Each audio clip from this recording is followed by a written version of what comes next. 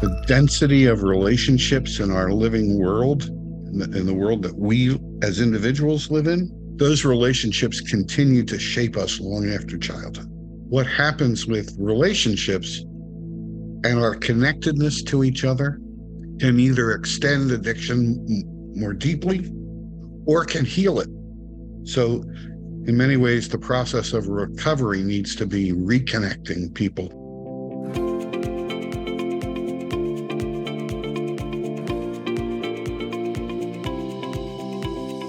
Oliver, welcome to the show.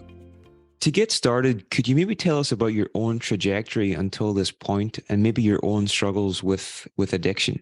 Well, I'm 73 years old. When I was in my middle 30s, my own addiction had taken off. And so I, was in the middle of a doctoral program and went away for treatment, which is where I got my first education in addiction studies. And at that point, we were still heavily invested in the brain disease model of addiction. And so that's what I learned. And not long after that, I came to my university. So I just retired. So I was there for 33 years. And when I came to the university, the department offered me, we had a set of 3 addiction courses that were state approved. And the university, the department offered me all 3 courses to run and do any way I wanted because nobody else knew much about addiction in the department. So I was really given a free hand, which I loved. And I had just finished a dissertation on recovery, long-term recovery, which has been my goal for a long time, trying to figure out how we actually do that.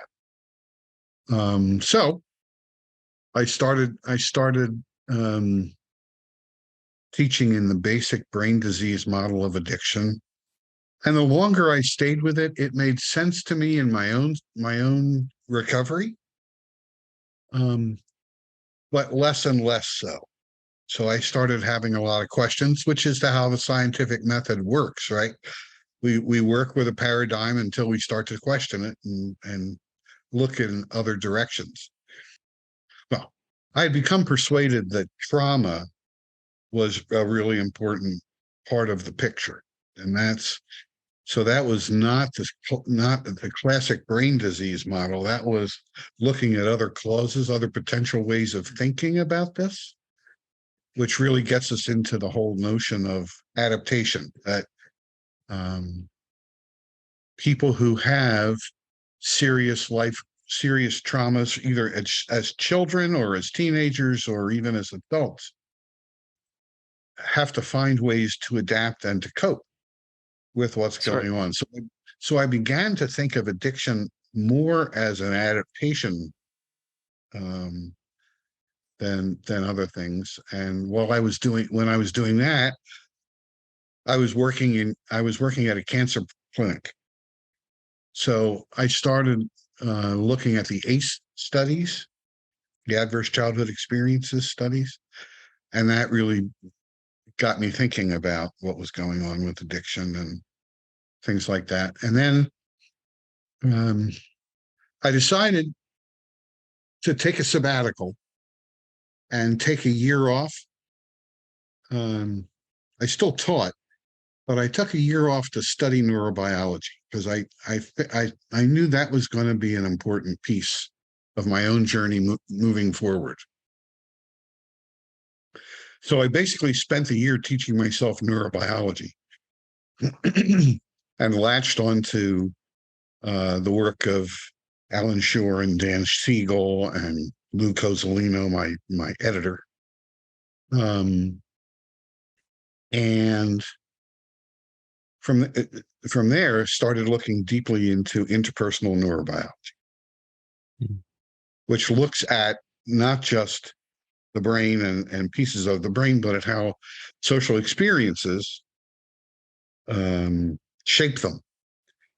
And obviously, if things go wrong, as they do with trauma, how social experience can misshape the brain and create the kind of vulnerability to addiction that we see in addicts. Then, as I was doing that year-long study, I came across ideas that I thought were really important, and that's how I got into the social ecology.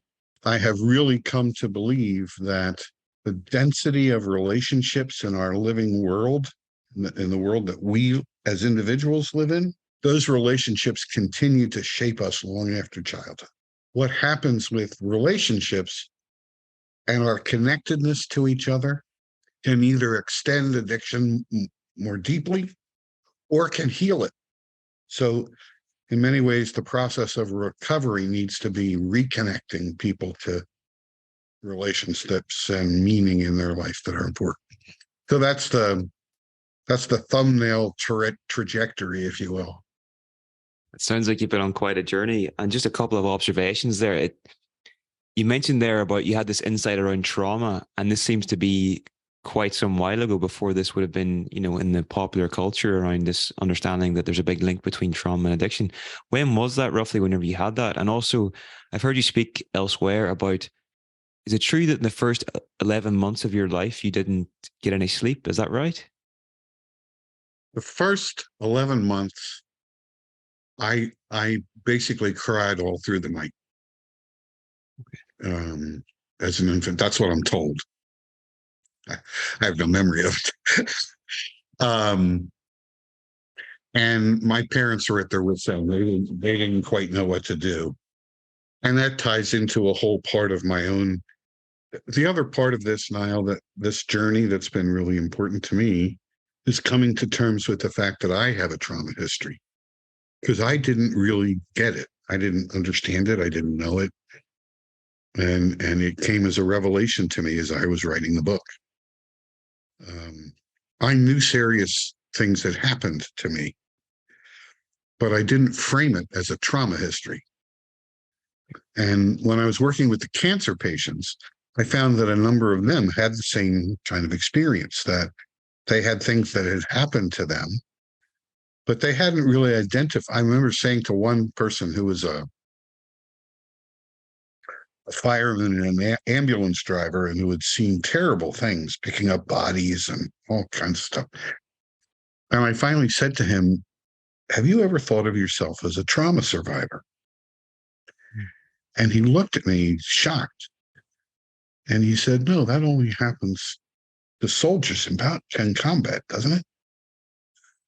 Mm-hmm. It was a moment of realization for him, as it had been for me. So anyway, we were able to work through all that. But so I did sleep, I guess, probably all day while my parents were trying to work and make a living and all that stuff. But no, they didn't get much sleep for the first 11 months, which set up a whole kind of narrative about who I am. I have been really lucky in my career. I worked on a board of directors for a treatment center. One of the writers of the ACE studies came to give a lecture at a conference that we were running. And that was the first time I actually ran into it. And I found the ideas about ACE studies and how early trauma sets people on a lifelong task to find ways to cope with stress responses that are out of the norm.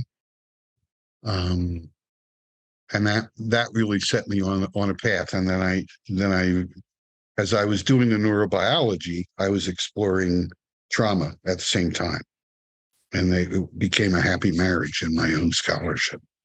Happy marriage. I've never heard those two described as a happy marriage before, but there you go. Yeah.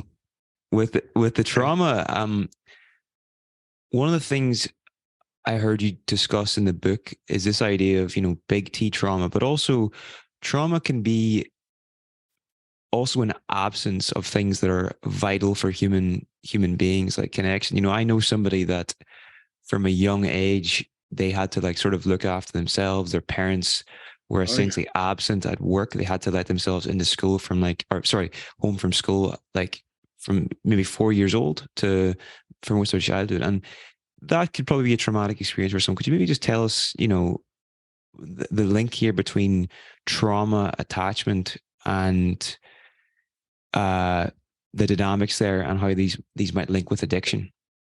Yes. The when I think of trauma, I don't just think of things that are bad that happen to people. Certainly, those can be traumatic.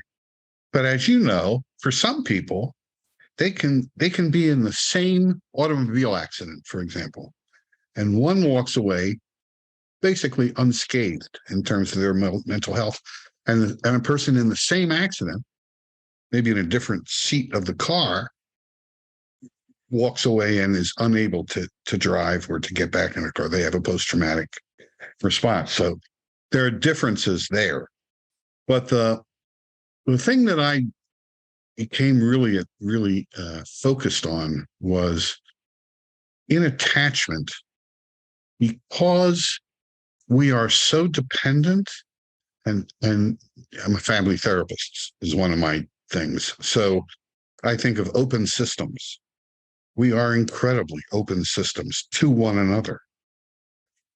And the relationships we form, the connections we have are powerful for us. And we are built by nature to be not only open, but to expect positive experiences that will shape us in life-giving, survival-oriented ways. So, you look at a baby that gets born, and they reach out and they coo and they smile, and sometimes it's just gas, and sometimes it's just reaching out for affection. But they are attuned to the social responses of the adults, the caretakers in their lives.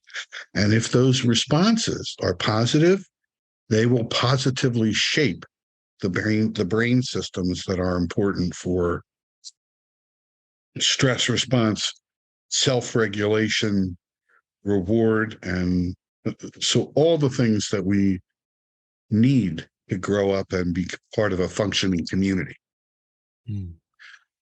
So we're born anticipating those kinds of responses, positive responses. When an infant doesn't get them, or a child doesn't get positive responses, or gets their opposite, that also shapes the brain and shapes those same centers, stress response, reward systems, and all that, and misshapes them. But my basic insights about that are all borrowed from Bruce Perry. I don't know if you know who Bruce Perry is, but he's a neurobiologist, has a lot of training centers in what he calls neurosequential networks. He's one of my mentors from afar, if you will. I've learned a lot about this from him. Again, that's one of the things that I think is really important. There are different kinds of trauma. They're not just things that happen to us. They can be things that should have happened for us, but didn't, or happened in ways that are misshaping of human beings. That's very well said, and it makes a lot of sense. Now, the next thing I'd sort of like to ask you about, Ollie, would be this idea, the three predominant models of addiction in our culture are that it's a learned behavior, or that it's a choice, or that it's a disease. Now, in your view, what are the limitations of these three models, and how does your view differ from them? The three models really think about individual people, the individual addict. So with the brain disease model, we're looking into that person's brain and how it responds to drugs and how those drugs can hijack the activity of the brain. In the choice model, we're looking at the kinds of choices people can make to use or not use. And the learning model, which is the one I'm probably have the most affinity for, also looks at learning in the individual's system. The reason I wanted to add in social ecology, aside from the fact that I think it's right, is that it opens up a whole discussion about who we are as human beings. It's a more thoroughgoing way of thinking about us as human beings, open as living systems to the people around us. So we are shaped and affected by the people around us. So there's in all kinds of different ways.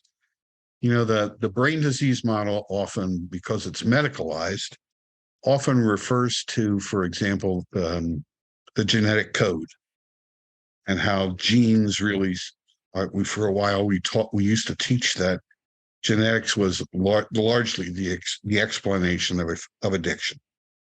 And people who, because of their genetic makeup, they were more vulnerable to the impact of those drugs in the brain. Mm. As I've read more and talked more with people and looked at my own experience, Anthony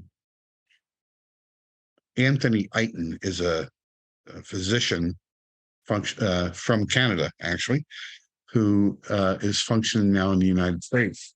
And Anthony Eiton says, your zip code is every bit as powerful as your genetic code. So it's not just relationships, it's actually where you live that can determine longevity, the quality of one's health. And that's a whole area of exploration that I find really fascinating. It just makes me think of this tendency we have to view human beings as these isolated entities, sort of, cut off from the rest of the world around us. And maybe that's something to do with the scientific method, and there's great benefit to doing that in science, but maybe that is carried over to our understanding of ourselves to some degree. I don't know if that makes sense or not, but in the book, you talk about the central paradox at the heart of addiction, and this idea that it's between the individual's choice, or the fact that an individual has a capacity for self-destructiveness, and also they have the ability of choice as well. Could you maybe tell us a bit more about that and the significance of this paradox? Yeah. Addiction is really self-destructive behavior. People can choose to do that out of all kinds of motives. But I have been persuaded that addiction really is using drugs and getting ensnared by them is really an adaptive mechanism. It helps people cope. And when we lose sight of that, we lose sight of the fact that that's why people don't want to give it up. It's not because they're being recalcitrant or they're just being obstinate in sticking with their choices. They can't give it up because it serves a purpose. And when a person does that long enough, it really experientially becomes engraved in brain patterns and the way we interpret things, the way we choose, cope with it, and so a person who has become fully addicted isn't really choosing self-destruction, although it looks like it. They are really stuck in a rut that they've learned that this behavior helps them to cope, and they're going to continue to do it with a vengeance, and they're reluctant to give it up, which is why in recovery we have to find ways to convince people that there are other ways to cope. The major coping mechanism when it comes to stress and difficulties in life that human beings have, and most in a most healthy way, recruit are relationships. I feel really bad. I go to my wife and ask her for a hug or a snuggle and I feel better. The child falls, hurts themselves, and screams, and mommy comes a running and holds them and says to him, "It's going to be all right." And she soothes him. Our relationships are meant for that, to soothe us, to perk us up, to give us a sense that we are somebody. But when people don't have those in their life, if they don't have those kinds of relationships or those experiences that they can fall back on, then how do they cope? Well, they cope by turning to other things that are external to the person. And that's when they can get in trouble, not just with drugs, obviously, with behaviors as well. So gambling, gaming, internet gaming, sexual behavior, and other ways in which people behaviorally can cope with the stresses in their lives. Now, that's not to say that these things are always helpful, because in the end they turn on you, and unhealthy ways of coping become their own problems. It brings to mind a couple of things. So I suppose the first is that whenever we're infants and we do hurt ourselves or we're in distress, we have these built-in systems that basically attract the attention of the caregiver. We might cry or whatever, and then the caregiver comes in a healthy attachment relationship and will help to soothe the child. And then the child learns, right, if I'm in distress and I do this, then I can get my needs met that way. Whereas the child learns from that behavior to regulate themselves over time. Exactly. But we still need to turn to other people at times. 100%. But what this brings to mind for me is, if that is happening, that's great. But there will be some situations where the mother might not be present, or the mother or the caregiver might not provide that kind of regulation. So the child then has to find, even from that young age, it learns that it has to find different ways to sort of soothe itself and regulate themselves as well. So would you say that people with insecure attachment from those young ages would be much more prone to addictive patterns later in life? What I would say is that, and I think the data bears this out. People who have insecure attachments, and there are varieties of those, and there are different kinds of insecurity and attachment, are prone to a number of different negative outcomes as they go through life. Addiction is only one of them. Could be that the person turns to criminal behavior.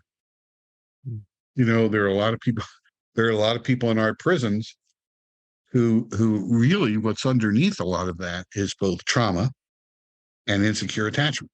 There are people who don't have addictions or criminality in their life history, but in fact they have physical illnesses, chronic physical disease, chronic pain, for example, and other kinds of chronic diseases that are, when you look at them deeply enough, they go back, they are rooted in traumatic reactions that flood their system with cortisol and other kinds of neurochemicals that wear down the healthy responses of the body. And so they are unable to fight off other kinds of toxins or other kinds of allergens.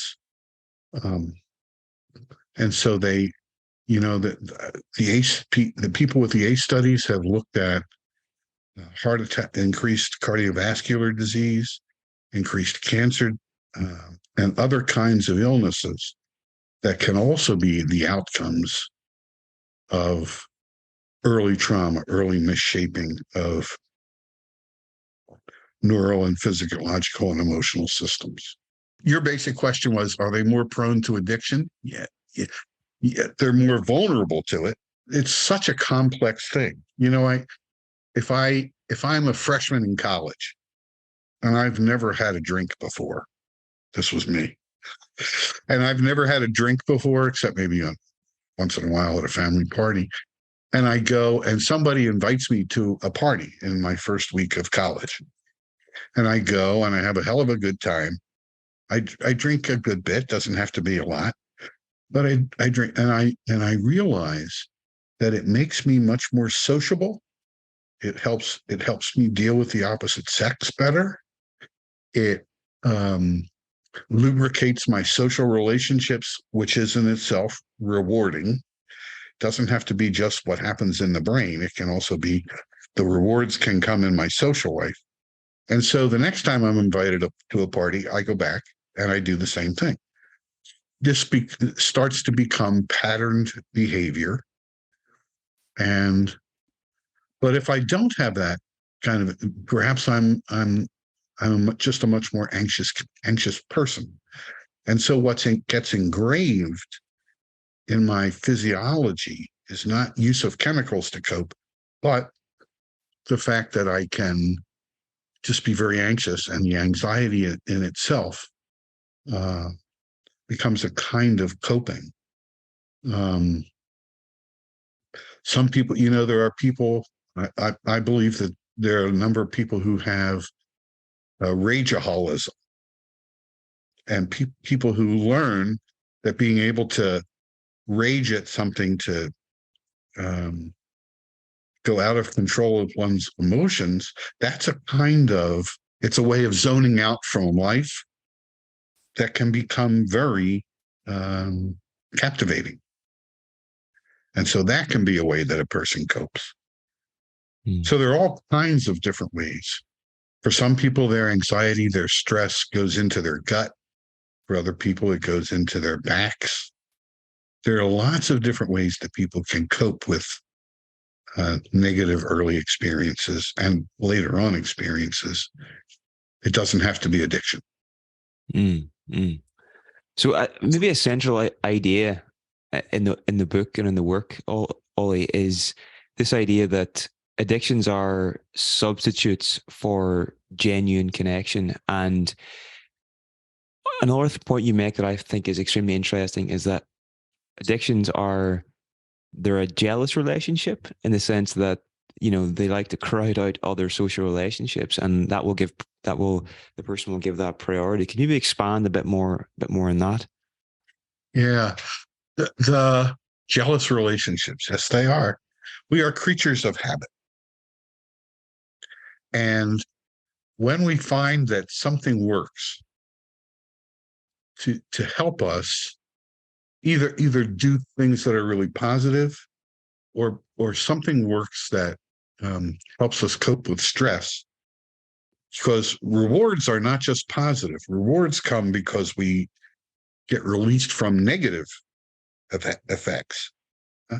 So the reward system will search for ways that I have learned help me cope.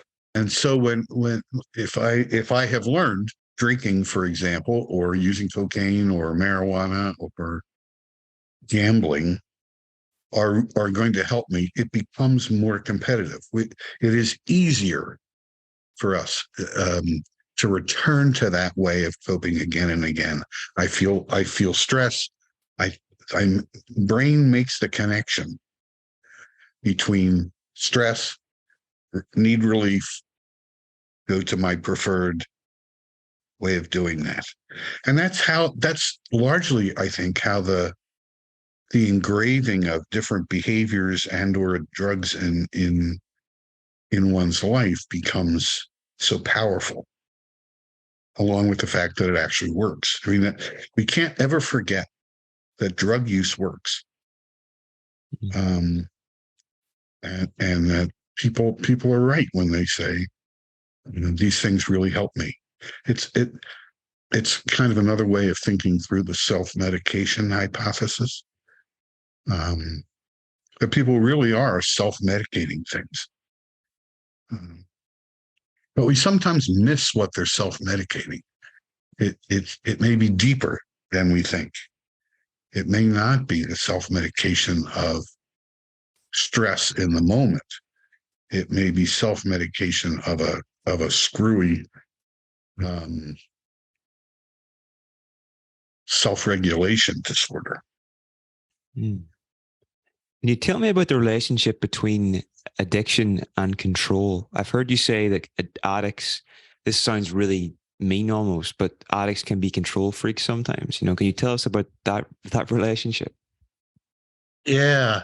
Well, if I have learned that there's a chemical in my life, let's say alcohol, that really helps me to cope, and I know that's the relief I need, and that's the relief I want, and because it is so powerful, since it's tied to a survival mechanism, then I will do basically whatever I need to do to ensure that chemical is available. Mm. So, I will control the supply. I make sure I do things to make sure there's always some in the house. Preferably my preferred alcohol, but it can be, it could be cocaine, it could be anything. And so people become really controlling in that sense, that they're going to make sure that their access is open. They're not going to be blocked from access. They have a supply. That kind of thing. And because sooner or later people become suspicious of my use, and they become, for all the best intentions in the world, they want to intrude on my privacy and stop me from using because I'm so out of control when I use. So they're gonna control it. I will control myself.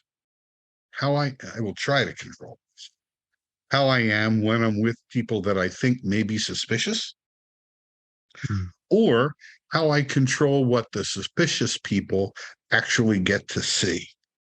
People begin to feel like they're being managed. I also will control people's impressions of me. So impression management is a big part of the control in addiction, because I want people to see the best of me. I don't want them to see that sometimes it gets out of control, and sometimes I'm nasty when I do it, or sometimes I'm horny when I do it, or whatever. So I will control other people to protect my supply and my access to my supply. I used to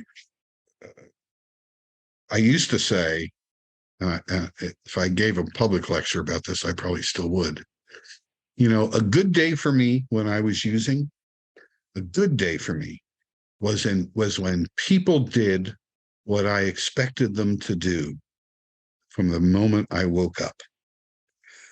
When they did everything I expected them to do, that was a good day, because I was never in danger. Interesting. Okay.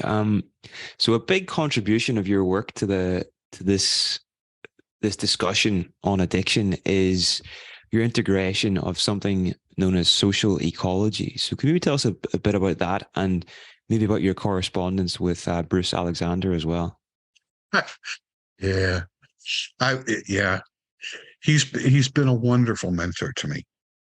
I just had a long email from him not that long ago, and I continue to go to his website to look at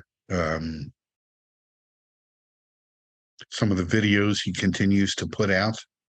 I didn't know about Bruce's work until I read another person's work, Johann Hari. Johann did a book where he was doing different interviews with people. So he talked to Bruce Alexander, he talked to Gabor Mate, talked to a number of different people, and that's how. And then I decided to reach out and make contact with them. Bruce's look at this is really important because his major book is The Globalization of Addiction, and in that he does a whole history of addictive behaviors and where addicts come from, and goes into a lot of discussion about the disease model and stuff. And for him, it really is about the quality of relationships in a person's life and the connectedness that people have. I'm trying to think of there's a story that he tells that is really really captures his work for me. Long story short, he learned this from a North American indigenous shaman, and she told him a story about this tribe that camped next to a river, and they noticed that people kept floating down the river and they were drowning. So the young men and women in the tribe would jump in the water and rescue them from this gushing river. And for every person they rescued, they felt really good about themselves. They felt like they were heroes, and the tribe's identity got formed around rescuing drowning people from the river. Until one day, the elders were sitting around the campfire and somebody said, "Wouldn't it be better if we found out why people were in the river in the first place? If we could stop people from getting thrown into the river, it makes things a lot easier." And for him, that's kind of a story about being able to identify prime causes, what really is going on, that it's not just that people are drowning, it's that people get captivated and thrown into the river. But it's also about how we form connections around meaning and purpose, and finding a really powerful purpose for living. It gives us a sense of identity. Okay. And to what extent can we then view someone with an addiction, or people with addictions, as, I think the phrase I've heard you use elsewhere is maybe canaries in a coal mine, in the sense that these people are, there's oh boy, symptoms of a bigger problem. The fact that this is happening within individuals isn't the individual's issue. It's the societal issue, that we're disconnected from all of these things that are so basic to our well-being, that it comes out in the form of addictions in the individual. Yeah. Oh, Niall, I'm living in Scranton, Pennsylvania, the heart of coal country in the United States. And so canaries in the coal mine is a metaphor that people here really do understand. I'm sure that's probably true in Wales and in places in Great Britain as well, and Canada. What I'm pointing to with that is that addicts and the symptoms that they carry, that we have to deal with, that we find so troubling, are really the signals to us, the symptom of something larger that's gone wrong, that we need to address. And in the United States, at least, I can't really, I could speak about it in the West, I guess, but in the United States, we live in a toxic culture. The more I see things that are going on, the more I have come to understand that we are surrounded by toxicity. It's like the air we breathe. And because of social contagion, because we are so open to one another's influence. That toxicity becomes kind of a bedrock. It's almost like an original sin underneath the problems we have with addiction. And so if we can fight that toxicity in the culture and make our culture much more loving, much more generous, much more open to people's foibles, much more supportive of one another, we will have less addiction because there will be less underneath, less toxic relationships and influences underneath the behaviors. I think, I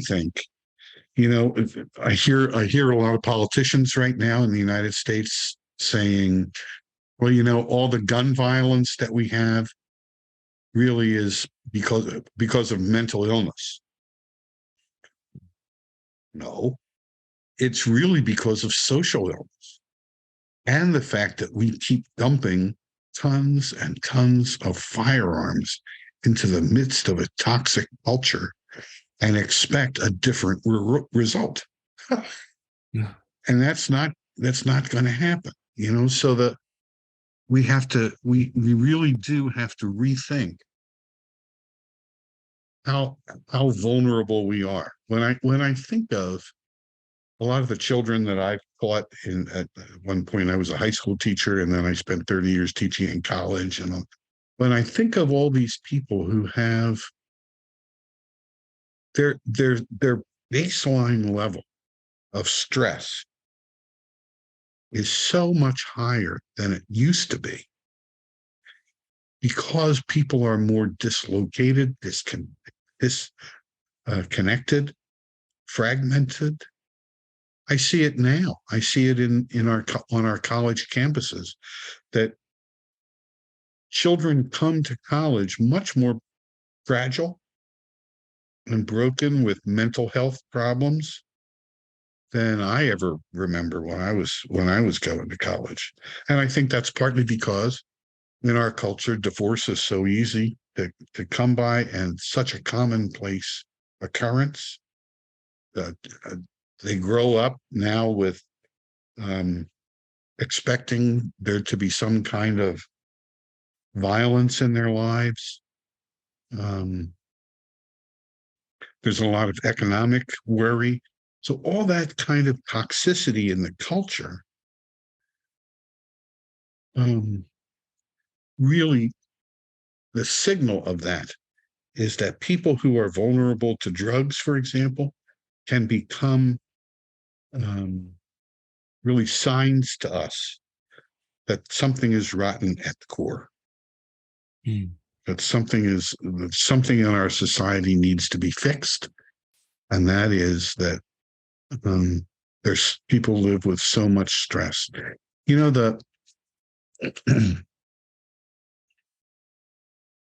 Our stress response systems were built again by nature to signal that we needed to change something, that something needed to be done. They react, and they are exquisitely sensitive. So that, many of us can walk into a room and feel either safe or unsafe. The work of Stephen Porges and polyvagal systems, what we know about the stress systems in the brain, all those really are meant to help keep us safe and to alert us when things are not. And so when those get activated, whether it's by social or cultural toxicity or by direct trauma or other kinds of things, we have to act. We need to cry out. And so addicts, because they are so fragile in many ways, are the first to pick up the symptoms of a toxic culture and should be signals to us that we need to make some changes. It seems to me that the root of this is that we live in a society, we live in a world that is, as you say, toxic, but it's also one that it doesn't foster secure attachment relationships.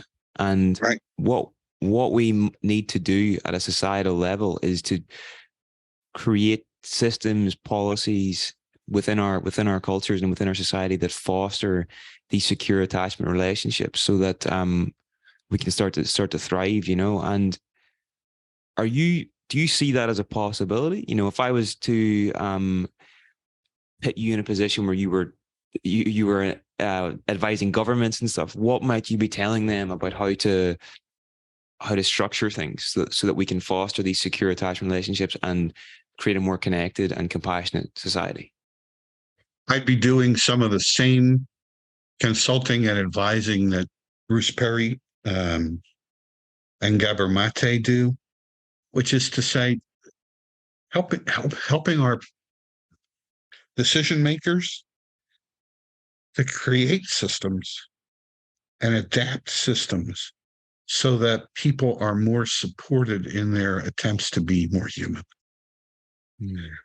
It's a process that Martine Barrow talked about as humanization. So, for example, some of the work being done, I don't know if you know David Best's work in England, but he's done some very interesting work helping people who are addicted and helping us to shift the funds that are spent on helping them recover to systems that help them feel less marginalized. So rather than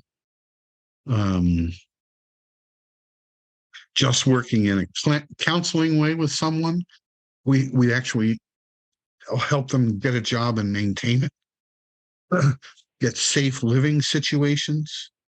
So that's just one way so all the money that we spend on the court system and treatment systems and police systems, prison systems, many of which are overwhelmed with people with drug problems, that money gets shifted to creating systems that are much more rewarding, less marginalizing, and including people in the society so that they feel useful and have a reason to get out of bed in the morning. So that's one thing we can do. Humanizing the culture is really really an important way to begin thinking about recovery. If my diagnosis of what's going on with our toxic culture and its marginalizing tendencies, if that's at all right, then I think that the reverse of that is what really helps recovery. Helping people feel useful, become part of a community, all the ways in which we can build community in our culture helps to fight the toxicity that increases stress and then increases people's vulnerability to turn to substitutes. So interesting. Something that comes to mind for me here, actually, I was listening to an interview with a writer called Will Storr recently, and he was talking about I think it was the 80s in the UK, Margaret Thatcher was asked about her new economic policies, and it was all around creating more competition between individuals and between businesses. And she says, the interviewer asked her, what are you trying to achieve here? And she says, well, obviously we're trying to improve the economy through these policies. But what we're really trying to do is we're trying to change the human soul. So we're trying to create a cutthroat culture that is just competitive at its very root. And it's this whole idea of neoliberalism happening in the UK, happening in the US as well. And it seems like we need to reverse that if we're going to move back towards well-being again. Does that make sense? Yes, it does. We already Now to my mind, we already live in a cutthroat culture. When you have a cutthroat culture, there are going to be some people who lose. And those people are the ones most vulnerable to turning to substitutes, turning to chemicals, turning to gambling. Now, sometimes the winners are also losers. You know what I mean? But I think a toxic culture creates those people who are going to lose and therefore are vulnerable to all kinds of behavioral ways, chemical ways of trying to cope. But I have a lot of respect for politicians who, not in mean ways, but in the best ways they know how, are trying to create more opportunity for people, trying to create useful and helpful and human workplaces, are trying to help people have a living wage, so they can take care of their families, raise their families. And I think there are different ways to get there. You know, I tend to be more on the liberal side of things, but you know, I have family members who are not. They're on the other side, but their motives are good. I think we have to find ways to try to bridge that gap without being nasty about it, so that our society can become more rewarding for people. And then we won't need chemical rewards. That's very well said. Now, we have barely scratched the surface on your book. I have about 3 pages of notes that I didn't get to ask you about, so I'm a bit devastated. That always happens now. But what I would say to people, you know, if you are interested in this, particularly just the idea of addiction as a disorder of attachment, definitely get Oliver's book. It's really interesting. And Oliver, what I want to ask you, apart from your own book, which I would definitely recommend, are there any? We're asking each person we interview for book recommendations for mental health professionals interested in maybe furthering their understanding of addiction. So if you could recommend 3 books, what might those be? Gabor Mate has a new book. His newest book is called The Myth of Normal. Okay. He's written a number of really good things, some about attention deficit, some about addiction. That's one. The second one I would recommend, of course, is Bruce Alexander's The Globalization of Addiction.